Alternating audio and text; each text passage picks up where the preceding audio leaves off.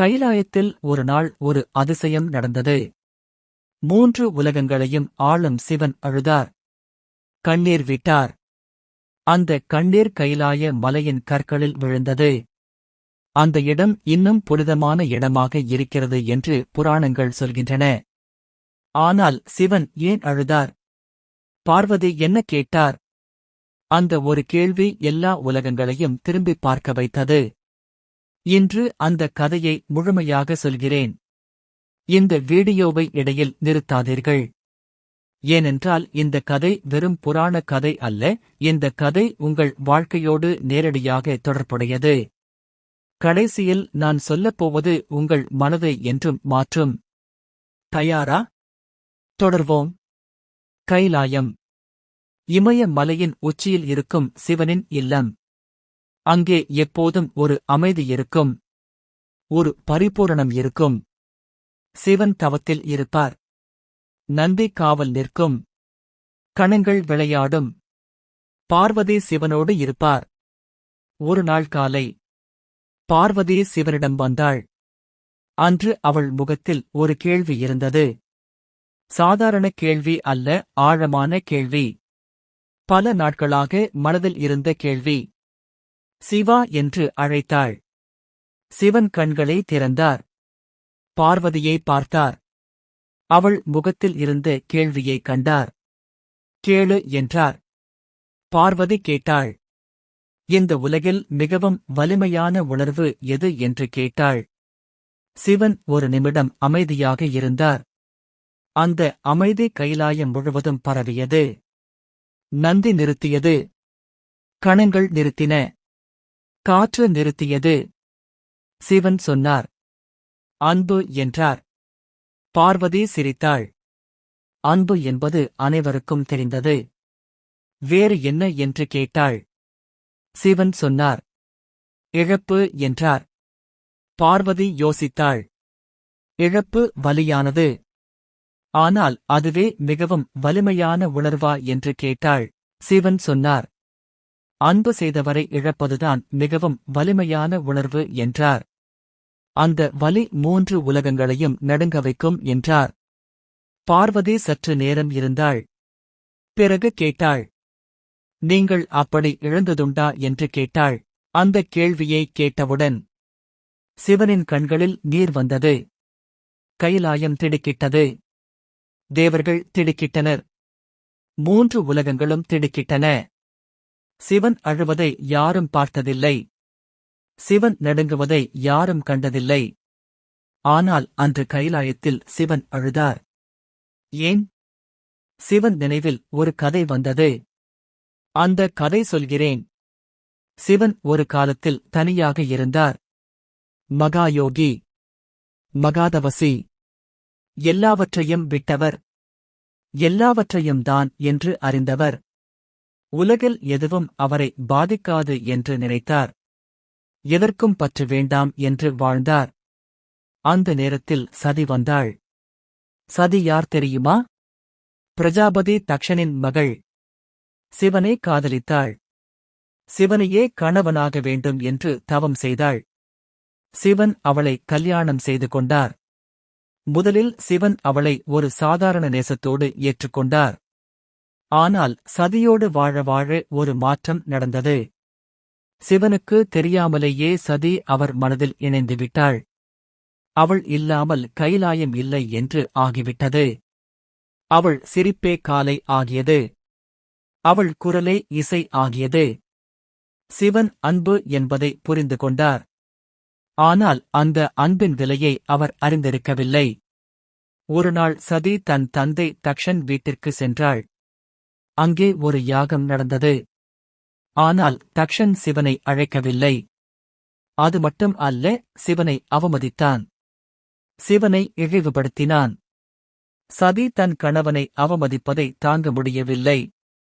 அந்த யாக குண்டத்தில் தன்னையே தீக்கிரையாக்கிக் கொண்டாள்.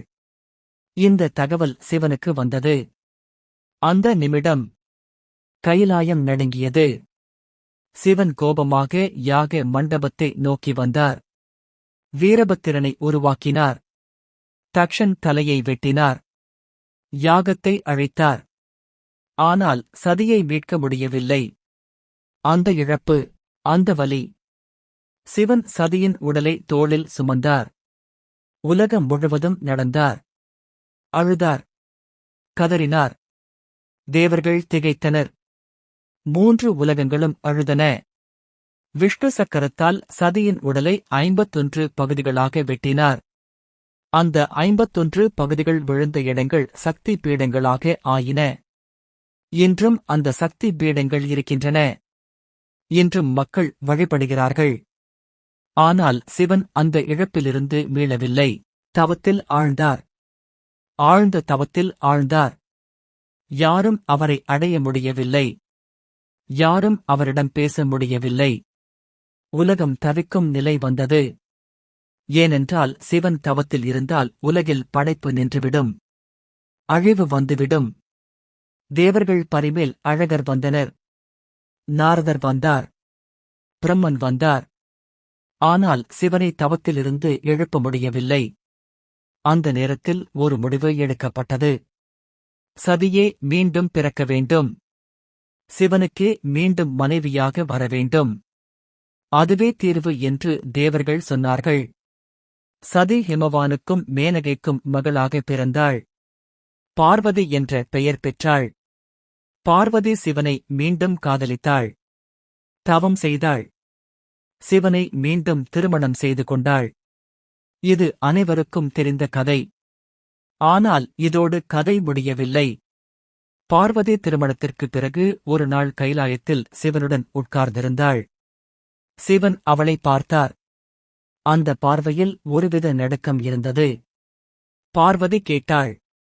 என்ன யோசிக்கிறீர்கள் என்று கேட்டாள். சிவன் சொன்னார். உன்னை பார்க்கும்போது அவளை நினைக்கிறேன் என்றார்.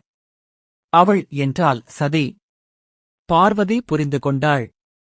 அவளும் சதியே. ஆனால் சிவன் அந்த இழப்பை மறக்கவில்லை என்று புரிந்தது. அந்த நிமிடத்தில் பார்வதி ஒரு கேள்வி கேட்டாள். அந்த கேள்விதான் இந்த வீடியோவின் மிகவும் முக்கியமான தருணம். பார்வதி கேட்டாள். அன்பு செய்தவரை இழந்தால் அந்த வலி போகுமா என்று கேட்டாள். சிவன் அமைதியாக இருந்தார். பார்வதி தொடர்ந்தாள். நீங்கள் மகாயோகி. எல்லாவற்றையும் தாண்டியவர்.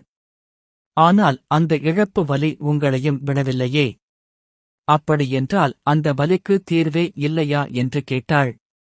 அந்த கேள்வியை கேட்ட நிமிடம் சிவனின் கண்களில் கண்ணீர் வந்தது.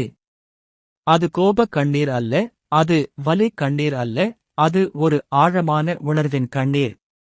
சிவன் சொன்னார். அன்பு செய்தவரை இழந்தால் வலி வரும். அதுதான் அன்பின் விலை என்றார். அந்த வலி போவதில்லை என்றார். அது போக வேண்டியதும் இல்லை என்றார். பார்வதி ஆச்சரியமாக கேட்டாள். போக வேண்டியதில்லையா என்று கேட்டாள். சிவன் சொன்னார். அந்த வலி இருக்கும் வரை அவள் என் மனதில் இருக்கிறாள் என்றார். அந்த வலி போனால் அவள் நினைவும் போய்விடும் என்றார். அதனால் அந்த வலியை நான் காக்கிறேன் என்றார். அது அன்பின் அடையாளம் என்றார். இந்த வார்த்தைகளை கேட்டவுடன் பார்வதியும் அழுதாள். கைலாயம் அழுதது. 3 உலகங்களும் அழுதன. ஏனென்றால் இந்த உண்மை அனைவருக்கும் புரிந்தது. அன்பு என்பது இன்பம் மட்டும் அல்ல, அன்பு என்பது வலியும் கூட. அந்த வலியே அன்பின் ஆழத்தை காட்டுகிறது. இப்போது இந்த கதை நமக்கு என்ன சொல்கிறது என்று யோசிப்போம். நாம் யாரையாவது இழந்திருக்கிறோம். அம்மாவை இழந்திருக்கிறோம். அப்பாவை இழந்திருக்கிறோம். நண்பனை இழந்திருக்கிறோம். காதலனை காதலியை இழந்திருக்கிறோம். அந்த வலி இன்னும் இருக்கிறது. போகவில்லை என்று நினைக்கிறோம். அந்த வலி நம்மை பலவீனப்படுத்துகிறது என்று நினைக்கிறோம்.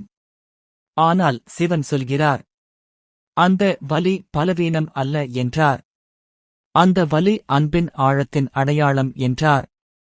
அந்த வலி இருக்கும் வரை அந்த நபர் உன் மனதில் உயிரோடு இருக்கிறார் என்றார். இது எவ்வளவு ஆழமான உண்மை என்று யோசியுங்கள். நாம் நினைக்கிறோம். வலி போனால் நல்லது என்று நினைக்கிறோம். வலி போவது குணமாவது என்று நினைக்கிறோம். ஆனால் அந்த வலி முழுவதும் போகும்போது அந்த நினைவும் மங்கும். அந்த நபரின் உருவம் மனதில் இருந்து மறையும். சிவன் சதியை அவ்வளவு ஆழமாக நேசித்தார். அதனால் அந்த வலி அவரை விடவில்லை. அவர் அந்த வலியை போக்கிக் கொள்ளவில்லை. ஏனென்றால் அந்த வலியில்தான் சதி இருந்தாள். இப்போது இன்னொரு கோணத்தில் இந்த கதையை பார்ப்போம். சிவன் மகாயோகி, பற்றற்றவர், எல்லாவற்றையும் துறந்தவர். ஆனால் அவரும் அன்பை துறக்கவில்லை. அன்பின் வலியை துறக்கவில்லை. இதை கவனமாக கேளுங்கள். தியானம் செய்ய வேண்டும், துறவு வேண்டும், விரக்தி வேண்டும் என்று சொல்கிறோம். ஆனால் அன்பை விட வேண்டும் என்று எந்த சித்தரும் சொல்லவில்லை. எந்த புராணமும் சொல்லவில்லை. மாறாக சிவன் காட்டுகிறார். அன்பு செய், ஆழமாக அன்பு செய். அந்த அன்பின் வலியை கூட ஏற்றுக்கொள். அதுவே மனித வாழ்க்கையின் மிகவும் பூரண நிலை என்று காட்டுகிறார். தமிழ் மரபில் இந்த கதை இன்னும் ஆழமாக சொல்லப்படுகிறது. சிவன் அழுதார் என்று புராணம் சொல்கிறது. ஆனால் தமிழ் சித்தர்கள் சொல்கிறார்கள், சிவன் அழுகை என்பது உருத்திர தாண்டவத்தின் ஆரம்பம் என்கிறார்கள். அந்த கண்ணீரே படைப்பின் மூலம் என்கிறார்கள். என்ன அர்த்தம்? வலியில் இருந்து புதுமை பிறக்கிறது என்று சொல்கிறார்கள். இழப்பிலிருந்து புதுப்பிறப்பு வருகிறது என்று சொல்கிறார்கள். சிவன் சதியை இழந்தார். அந்த வலியில் இருந்து அவர் ஆண்டுக்காண்டு தவம் செய்தார். அந்த தவத்திலிருந்து பல மகான்கள் பிறந்தனர். பல ஞானங்கள் உருவாயின. அதாவது உன் வலி வீணாவதில்லை. உன் வலி ஒரு படைப்பிற்கான முன்னோட்டம். இப்போது இன்றைய வாழ்க்கையோடு இந்த கதையை இணைப்போம். நீங்கள் யாரையாவது இழந்திருக்கிறீர்களா? அந்த வலி இன்னும் இருக்கிறதா? அது போகவில்லை என்று கவலைப்படுகிறீர்களா? சிவன் சொல்கிறார், அந்த வலி போகாவிட்டால் பரவாயில்லை. அது நீங்கள் ஆழமாக அன்பு செய்தீர்கள் என்பதன் ஆதாரம். அந்த வலியை எதிர்க்காதீர்கள். அதை ஏற்றுக்கொள்ளுங்கள். அந்த வலியில் இருந்து ஒரு புதிய சக்தி பிறக்கும். காதல் தோல்வியில் மூழ்கியிருக்கிறீர்களா? அந்த வலி இருக்கட்டும். அது உங்கள் அன்பின் ஆழத்தின் அடையாளம். பெற்றோரை இழந்த வலி இருக்கிறதா? அந்த வலி இருக்கட்டும். அது உங்கள் அன்பின் சான்று. நண்பரை இழந்த வலி இருக்கிறதா? அந்த வலி இருக்கட்டும். அது உங்கள் நட்பின் ஆழத்தின் அடையாளம். வலி இருந்தால் அன்பு இருந்தது என்று அர்த்தம். அன்பு இருந்தது என்றால் நீங்கள் வாழ்ந்தீர்கள் என்று அர்த்தம். இதுவே சிவன் கற்றுக் கொடுத்த பாடம். நம் அடுத்த வீடியோவில் சிவன் மற்றொரு மறைந்த கதையை சொல்கிறோம். பார்வதி சிவனை கோபப்பட வைத்தது ஏன்? சிவன் பார்வதியை விட்டு சென்றது ஏன்? அந்த பிரிவின் ஆழமான அர்த்தம் என்ன? அந்த வீடியோவை மிஸ் பண்ணாதீர்கள். இப்போதே ரூட்ஸ் ஆஃப் தமிழ் சேனலை சப்ஸ்கிரைப் செய்யுங்கள். பெல் ஐக்கன் அழுத்துங்கள். இந்த வீடியோ உங்களுக்கு பயனுள்ளதாக இருந்தால் லைக் செய்யுங்கள். உங்கள் நண்பர்களுக்கு ஷேர் செய்யுங்கள். கமெண்டில் ஒன்று சொல்லுங்கள். நீங்கள் யாரையாவது ஆழமாக நேசித்து இழந்திருக்கிறீர்களா? அந்த வலி இன்னும் இருக்கிறதா? கமெண்டில் சொல்லுங்கள். உங்கள் கமெண்ட் வேறு யாருக்கோ தேவைப்படும். உங்கள் வார்த்தைகள் வேறு யாரையோ குணப்படுத்தும்.